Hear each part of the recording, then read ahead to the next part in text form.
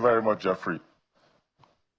You see, any human society is only guided by law. Otherwise, anarchy will prevail.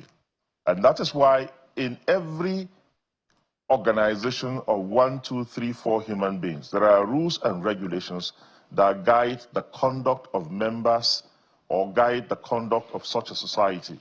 If there was no law in Nigeria, I dare tell you that the law of brute is power would have prevailed in Nigeria. So the central problem of the PDP, beyond the ambition of individuals, which is legitimate anyway, is the fact that the extant leadership of the party has not been able to enforce the constitution of the PDP as it applies to every member. See, those who say Wike carried the party in what sense? That Wike selected a certain members of the NWC and was funding them, funding their activities, not even the party, because we fund the party ourselves.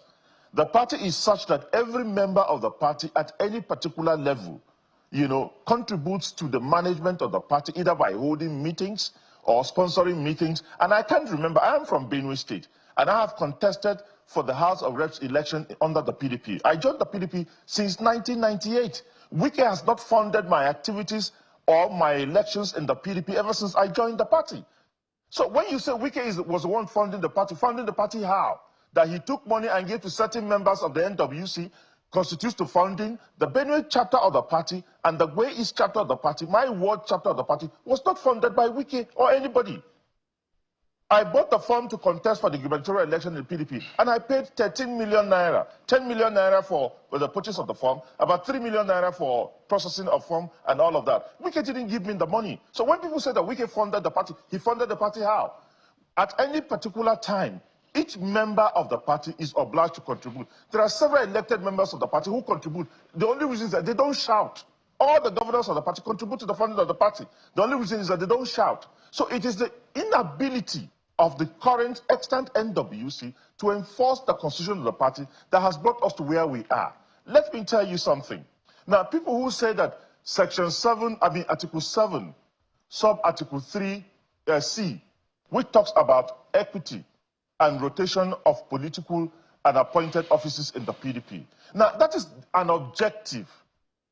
And if you look at the fundamental objectives of the Constitution of Nigeria, the judiciary will tell you that it is not justiciable, it's not enforceable. Now, that particular thing is an aspiration. And since the creation of the PDP, there has been no absolute zoning of political offices at any particular time. In 1999, the first national convention of the PDP, where Olusegun Obasanjo won the presidential ticket of the PDP, Abubakar Rimi from the north also contested the election. Now, in 2003, even when President Olusegun Obasanjo was an incumbent president, Barnabas Gamade, who was a national chairman of the party, Abubakar Rimi, and several other northerners contested the election with him.